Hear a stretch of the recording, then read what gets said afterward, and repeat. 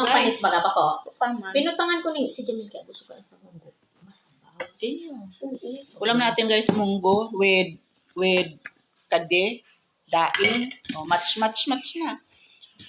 Ang dami namin dito ulam guys. May Langka.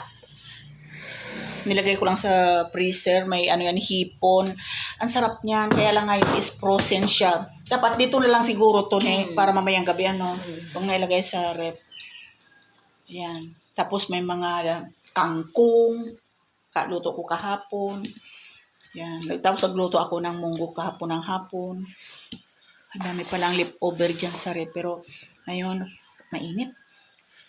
Kainin. Kasi hapon kung araw ko inisukin ko kadakot ang nabili.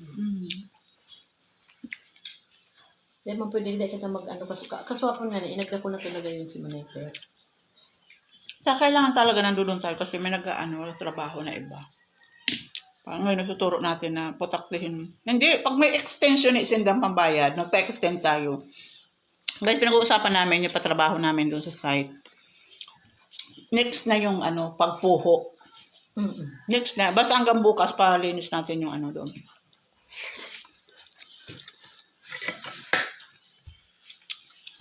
Init. Init, guys. Init yung kanin. Gusto ang gusto. Kangkong. Pinanganugod, pinapabayaan ko na ko taan din sa lamisa. Sabi nila, ipasok na. Ano yung gusto ko? Hindi ko maapgan. Ay guys, puro kami kain dito pero puro gulay. Kanina lumabas lang ako kasi binilihan ko ng fried chicken, yung alaga ko. Alam mo nyo naman yun.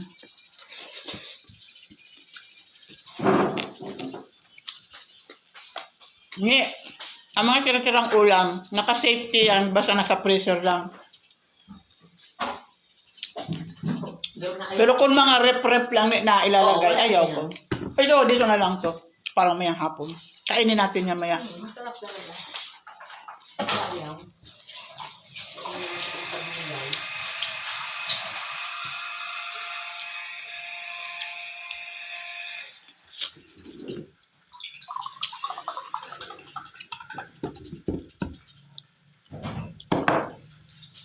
Sabi ka ng mga ake mo si auntie, puro sa nagkulay. Hindi kami nakakain. May manok baga dyan, ipaluto mo sa kanila. May buong manok. Ang sarap.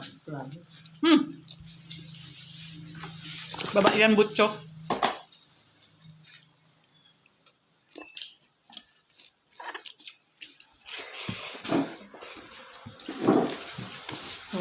Kain tayo ng hard kasi magtatrabaho naman tayo.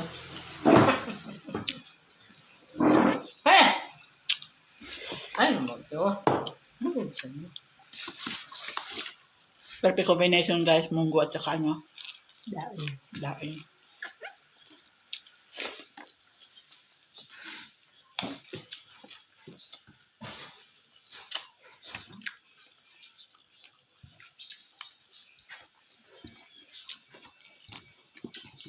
Mahirap ako kaya pagka-history nung agi-agi niya sa Hong Kong.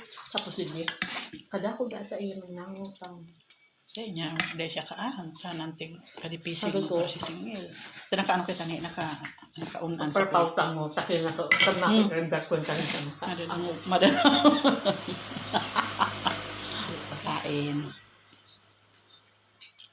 Sarap talaga pag may kapartner itong daing ni. Sarap talaga pag yung munggo may daing.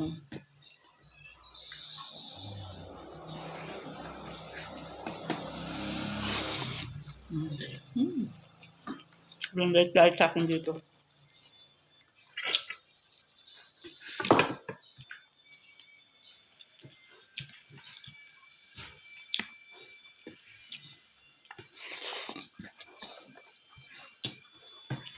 Ginataang ko pa, nadubok pang kangkong kako naka-frozen. Kinain lang ng patid ko na may yellow eh.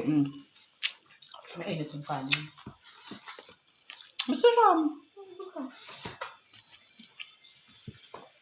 Burrito ko yun. Sabi ng kay William, bakal ka ng tulong tali.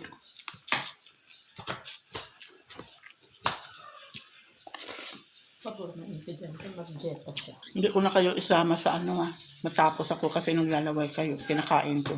Munggo lang to at saka daing. Bye-bye.